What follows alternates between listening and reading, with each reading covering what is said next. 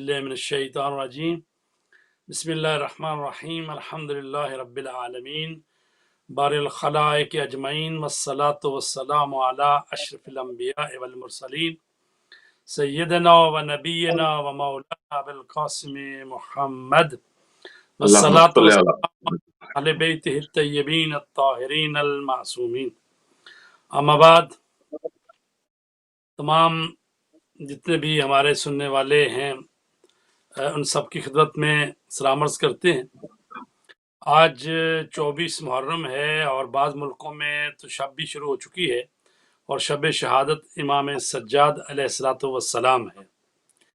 امام سجاد علیہ الصلوۃ والسلام کے جن کا نام مبارک علی ہے اور ان کے جو مشہور القابات ہیں ان میں ہے سجاد اور زین العابدین. سبحان اللہ. تو سجاد اس کو کہتے ہیں کہ بہت زیادہ سجدے کرنے والا. تو چونکہ امام علی زین العابدین جو ہیں، جب بھی اللہ تبارک تعالیٰ کی طرف سے کوئی نعمت ملتی تو آپ اللہ کی بارگاہ میں سجدہ شکر ادا کرتے، تو اس لیے آپ کو سجاد کہا جاتا ہے. اور زین العابدین آپ کا لقب ہے، یعنی عبادت کرنے والوں کی زینت. تو آپ واہ. یہ دیکھیں، حضرت آدم علیہ السلام سے لے کر حضرت خاتمی مرتبت اور امام مہدی علیہ السلام تک تمام اللہ کے نبی اور اوصیاء اور اولیاء عبادت کرتے رہے، لیکن یہ لقب جو ہے امام زین العابدین کے حصے میں آیا ہے کہ ان کو زین العابدین کہتے ہیں، یعنی عبادت کرنے والوں کی زینت. سبحان اللہ. اور رسول کریم صلی اللہ علیہ وآلہ وسلم نے ارشاد فرمایا، فَقَعَنِّي انظر الى ولدی علی ابن الحسین ابن علی ابن ابی طالب یخطر بین الصفوف.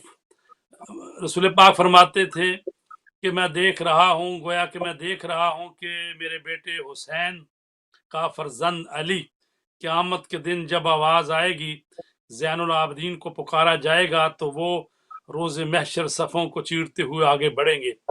تو واہ. زین العابدین آپ کا لقب ہے جس کو رسول پاک نے فرمایا. تو اس کا واقعہ بھی ایک ملتا ہے کہ امام زین العابدین عبادت میں مصروف تھے کہ شیطان نے سوچا کہ ان کو عبادت سے جو ہے توجہ ہٹاؤں اللہ کی طرف سے اور مخل ہو جاؤں. تو وہ شیطان جو ہے ایک اژدہا کی شکل میں، سانپ کی شکل میں آیا اور آپ کے پاؤں مبارک کا انگوٹھا اس نے منہ میں لیا اور اذیت دینے لگا.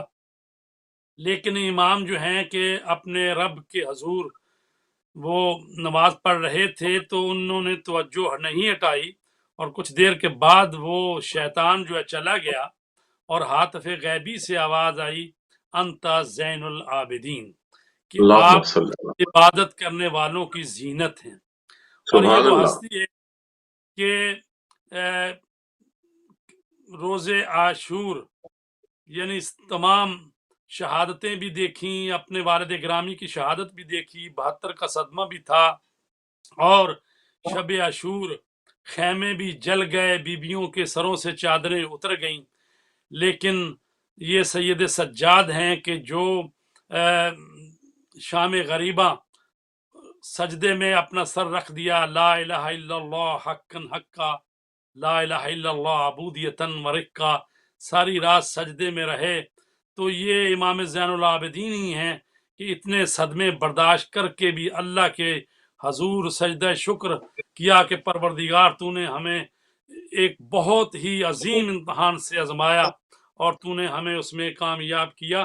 تو کیوں نہ یہ زین العابدین ہوں، واقع انہی کو یہ لقب جو ہے سجتا ہے کہ وہ تمام عبادت کرنے والوں کی زینت. حالانکہ آپ دیکھتے ہیں کہ رسول کریم صلی اللہ علیہ وسلم جیسی شخصیت کہ ان کے بے لیے شک. قرآن میں آیا کہ طٰہٰ ما انزلنا علیک القرآن لتشقیٰ، اے میرے حبیب ہم نے قرآن کو اس لیے نازل نہیں کیا کہ آپ مشقت میں پڑ جائیں.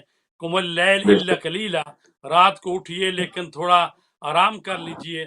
لیکن وہ ہستی کہ جس کے لیے ساری کائنات بنی اور ان کو اللہ تبارک تعالیٰ کہہ رہا ہے کہ آپ کچھ آرام کر لیں، تو مولا کائنات علیہ السلام جو ہزار ہزار رکعت نماز پڑھتے تھے، اور جب امام زین العابدین ہزار ہزار رکعت نماز پڑھتے تھے اور اتنے کمزور ہو گئے، اور امام باقر علیہ الصلوۃ والسلام نے فرمایا کہ بابا جان آپ بہت کمزور ہو گئے ہیں، اپنی عبادتوں کو تھوڑا کم کر دیں، تو آپ نے فرمایا بیٹا ذرا جاؤ اپنے دادا علی علیہ السلام کی وہ کتاب لے کے اللہ آؤ، اکبر، ان کی عبادتیں درج ہیں۔ تو ان کو پڑھا گیا تو کہا بیٹے میں اپنے دادا کی عبادتوں تک نہیں پہنچا۔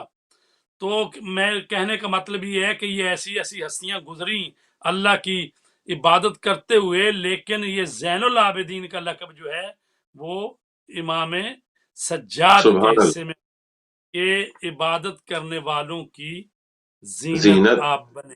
واہ واہ، آپ کے والد محترم امام حسین علیہ الصلوۃ والسلام اور آپ کی والدہ گرامی وہ ایران کے جو بادشاہ تھے یزدگرد، ان کی بیٹی تھی شہر بانو، تو وہ آپ کی والدہ گرامی ہیں۔ اس طرح سے آپ دیکھا جائے کہ آپ ادھر سے بھی ایسے گھرانے سے ہیں کہ جو نبوت اور عصمت کا گھرانہ ہے، اور سبحان اللہ، اس ماں کی طرف سے بھی دیکھا جائے تو آپ جو ہیں وہ ایسے گھرانے سے ہیں کہ جو دنیا میں معزز اور شہنشاہ گھرانہ تھا، اور ان کی وہ بیٹی تھی شہر بانو۔ سبحان اللہ، اور بچپن میں ہی جب آپ کی پیدائش ہوئی ہے تو کچھ دنوں بعد ہی آپ کی والدہ گرامی دنیا سے چلی گئی تھی، اور اس کے بعد آپ کی جو خالہ ہیں گیہان بانو، انہوں نے آپ کی پرورش کی ہے، اور ان کی شادی گیہان بانو کی محمد بن ابو بکر سے ہوئی تھی۔ تو آپ ان کا بھی اتنا احترام کرتے تھے کہ جب کھانا لگتا تھا تو آپ ان کے ساتھ بیٹھ کر نہیں کھاتے تھے۔